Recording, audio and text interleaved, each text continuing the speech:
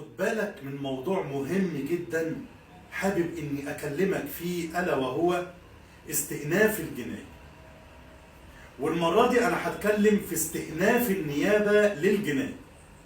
هل يجوز للنيابة انها تستأنف الحكم الصادر من محكمة الجنايات باعتبار هذا الحكم صادر من محكمة اول درجة؟ نعم يجوز طبعا، طبقا للقانون رقم 1 لسنة 2024. ولكن علشان النيابة تستأنف هذا الحكم ليه عدة شروط. الشرط الأول إنها بتستأنف في الميعاد القانوني، وهو 40 يوم من إصدار هذا الحكم. يعني حضرتك ما تقدرش تفرح بالبراءة دي إلا بعد مرور 40 يوم. والحاجة التانية، قيد هذا القرار أو قيد هذا الإجراء إن لازم إن النيابة العامة تعلن حضرتك خلال 10 أيام من الجلسة.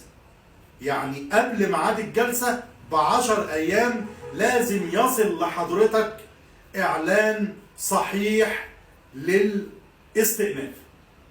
طب لو النيابة استأنفت وأعلنت حضرتك في اليوم السابع أو اليوم الثامن أو اليوم التاسع، يعني فاضل أسبوع مثلا على الجلسة، هل بيترتب على هذا الإجراء بطلان؟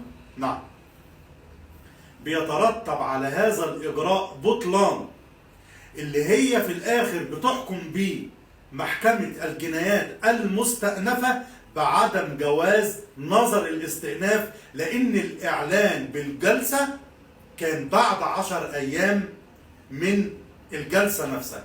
يعني المفروض إن النيابة بتعلنك قبل 10 أيام من تاريخ الجلسة.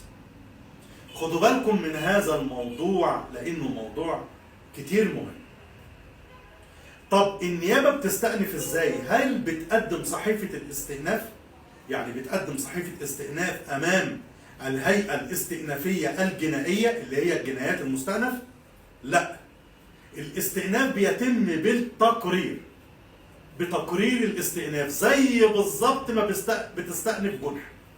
حضرتك لما بتستأنف جنحة ما بتعملش عريضة دعوة استئناف، اسمه استئناف بالتقرير، يعني بتقر بالاستئناف. نفس القصة في الجناية.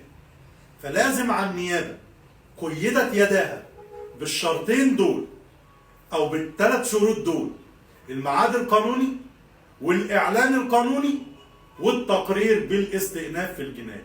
لو أغفلت النيابة أي حاجة من الثلاثة دول سقط حقها في التمسك بالاستئناف، وحكمت لك المحكمة بعدم قبول الاستئناف شكلا، لأنه تخلف عنه شرط من الثلاث شروط دول.